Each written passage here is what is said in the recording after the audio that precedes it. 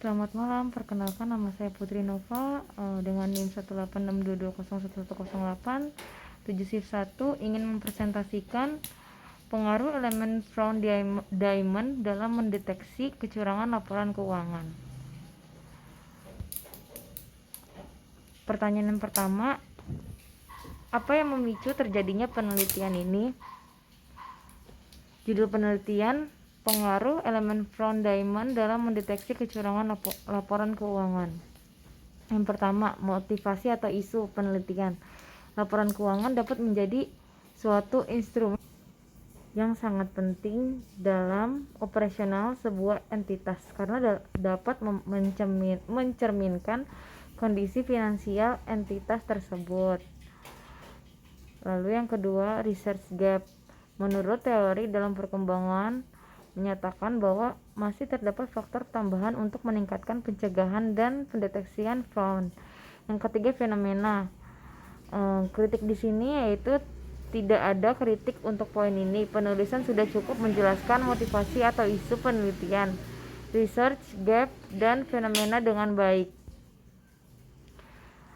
Apakah yang menjadikan kebaruan dari penelitian ini? Yang pertama, adanya sebuah hubungan antara kecerdasan emosional dan kecerdasan spiritual manajer perusahaan manufaktur dalam fungsi keuangan, kegiatan penghindaran pajak, dan kualitas pengungkapan informasi keuangan dan non-keuangan. Kritikannya, penelitian ini tidak menampilkan dengan jelas novelty penelitiannya pada bagian abstraksi ataupun pengantar penelitian. Lalu apa referensi dalam artikel penelitian ini? Yang A, aspek yang hampers menjadi subjek baru dalam literatur akuntansi.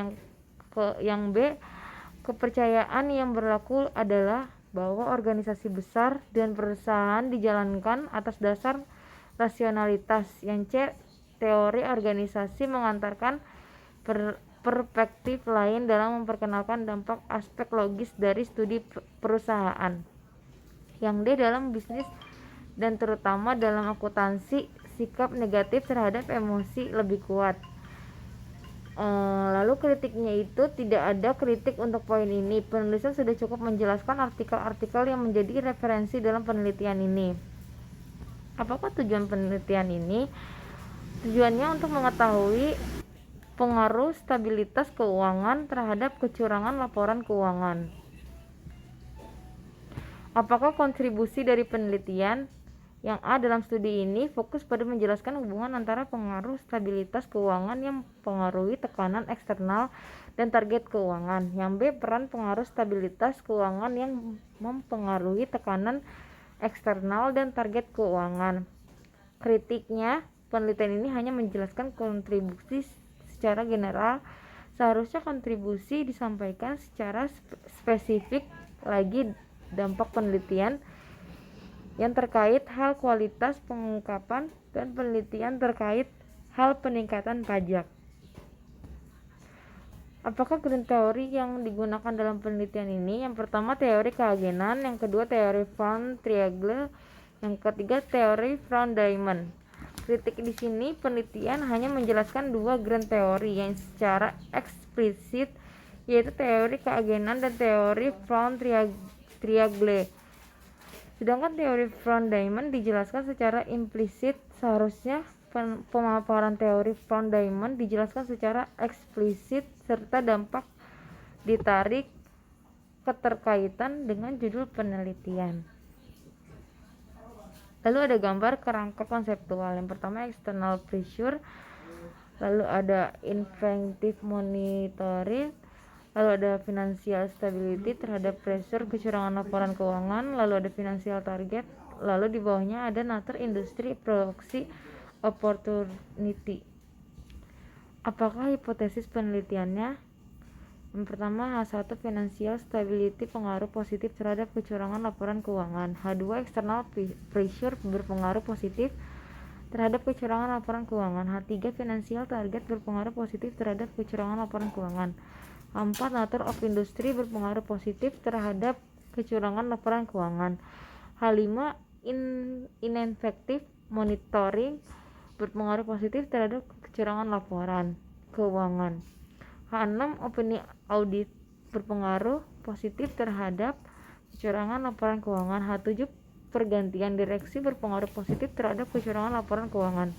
Lalu kritiknya, penelitian sudah jelas dan menyebutkan hipotesisnya, tapi dari semua hipotesis tidak ada di kerangka konsep. Jelaskan metode penelitian yang digunakan, jenis penelitian, populasi dan sampel, metode analisis data, dan analisis statistik deskriptif. Yang pertama, jenis penelitiannya itu adalah analisis kuantitatif. Yang B, kritiknya itu penelitian tidak menampilkan rancangan penelitian secara jelas. Penelitian ini menggunakan analisis kuantitatif dalam rancangan penelitiannya. Populasi dan sampel. Yang D itu purposive sampling. F, strip score model accuracy quality. Yang F, variable independent. Yang F, kritiknya itu penelitian kurang jelas dalam menjelaskan pengambilan sampel secara eksplisit. Yang G, metode analisis data. Metodenya itu metode analisis regresi data panel. Yang H, kritik penelitian sudah jelas dalam menampilkan unit analisis tetapi secara implisit. Metode analisis statistik deskriptif. Median, maksimum, minimum, standar deviation. Kritik penelitian kurang jelas dalam menampilkan indikator terkait kuesioner. Seharusnya ditampilkan indikator apabila data yang bersumber dari kuesioner. Hasil pembahasan di sini ada analisis statistik deskriptif.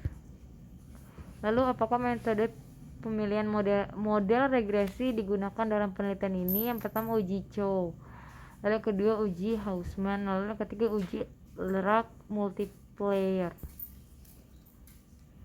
Uji asumsi klisik, di sini ada uji multikoliniaritas. Yang kedua ada uji heteroskedasisitas. Lalu ada uji hipotesis. Lalu apakah simpulan, keterbatasan dan implikasi dari penelitiannya? Yang pertama kritik. Penelitian sudah cukup jelas dengan lengkap terkait kesimpulan penelitian. Keterbatasan, mengenai keterbatasan spesifik dari penelitian ini menggunakan skala self-rating untuk mengukur peran pengaruh stabilitas keuangan yang mempengaruhi tekanan eksternal dan target keuangan. Lalu implikasi, kritik. Penelitian tidak menjelaskan implikasi penelitian. Harusnya penelitian menjelaskan hasil penelitiannya dalam memasukkan bagi perusahaan dan stockholder terkait front patogen dalam mendeteksi potensi financial statement fraud. Terima kasih, sekian dari presentasi saya. Apabila ada perkataan yang salah mohon dimaafkan. Sekian.